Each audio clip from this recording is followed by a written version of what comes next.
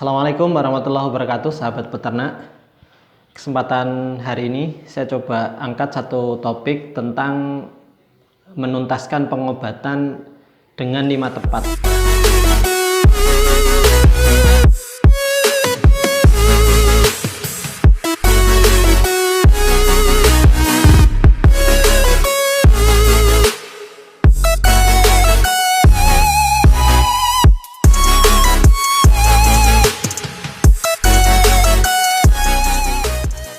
Alangkah baiknya sebelum saya lanjutkan topik kita pada kesempatan ini, silahkan untuk subscribe, ya, like, kemudian tinggalkan kolom komentar untuk beberapa tambahan dan hal-hal yang ditanyakan di video kita kali ini.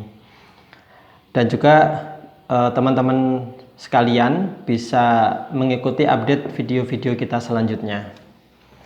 Baik, 5 tepat yang pertama adalah tepat diagnosa. Nah, tepat diagnosa ini terdiri dari beberapa hal. Yang pertama adalah anamnesa atau riwayat. Nah, ini bisa kita dapatkan dari recording pemeliharaan yang kita berikan terhadap peternak, yang mana di dalamnya itu ada pencatatan terkait konsumsi pakan yang kita sebut dengan feed intake. Yang kedua adalah pencapaian berat badan, ya, jadi progres dari hari ke hari ataupun dari minggu ke minggu itu untuk mengevaluasi dari performa ayam yang sedang dipelihara. Yang ketiga adalah riwayat kematian, di mana ini juga menjadi indikator apakah ayam ini sehat atau tidak sehat dan apakah perlu treatment pemberian obat ataupun tidak. Yang kedua terkait dengan diagnosa adalah patologi atau nekropsi, ya, yang sering kita lakukan dengan bedah bangkai di kandang. Nah, yang selanjutnya adalah pemeriksaan laboratorium itu jika diperlukan.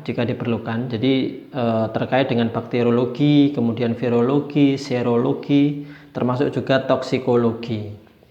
Nah, baru kemudian dari data yang ada tersebut itu kita simpulkan untuk kemudian ditentukan pengobatan apa yang tepat untuk melakukan antisipasi atau menanggulangi dari penyakit yang dialami.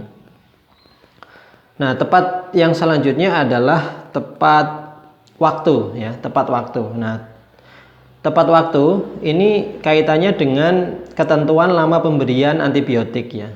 Karena kita melakukan pengobatan identik dengan melakukan treatment antibiotik. Nah, antibiotik ini ada ketentuan waktu di mana paling pendek itu adalah 3 hari dan paling panjang itu adalah 5 hari. Walaupun ada beberapa nanti preparat antibiotik itu bisa sampai dengan 7 hari jika diperlukan. Namun ketentuan umumnya adalah 3 sampai dengan 5 hari.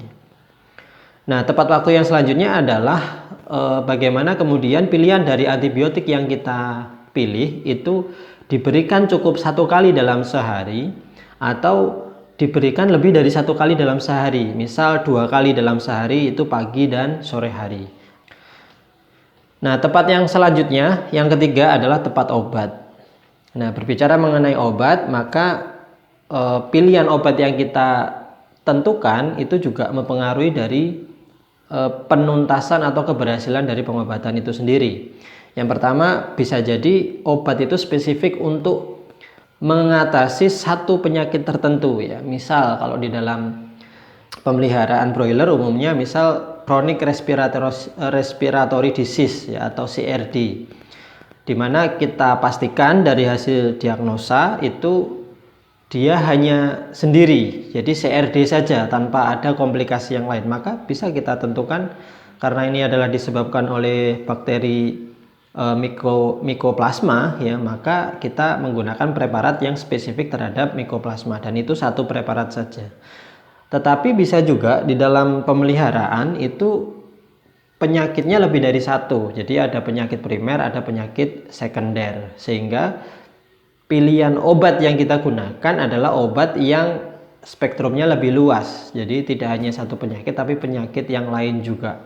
Ya, sehingga akhirnya menggunakan antibiotik yang kombinasi, ya. Oke, tepat yang selanjutnya yang keempat adalah tepat aplikasi. Nah, aplikasi ini adalah setelah kita melakukan diagnosa, kemudian kita menentukan obat yang ingin ditreatmentkan atau yang ingin diberikan kepada ayam, maka tidak kalah penting ya, 5 tepat yang keempat ini adalah tepat aplikasi. Jadi ya obat ini sudah ditentukan, ada yang injeksi, ada yang oral ya. Kalau yang oral itu ada 2 aplikasi juga, bisa melalui pakan dan juga bisa melalui air minum ya. Kemudian juga bagaimana cara menyampurkan di air, kemudian bagaimana mengaplikasikan supaya rata ya, ini mencakup dari ketepatan aplikasi ini yang kemudian juga berpengaruh sangat signifikan terhadap keberhasilan pengobatan. Nah, 5 tepat yang terakhir, yang kelima adalah tepat dosis ya. Jadi dosis ini adalah sesuatu yang juga tidak kalah penting karena menyangkut pengobatan ini bisa mematikan bakteri yang sedang kita tanggulangi ya.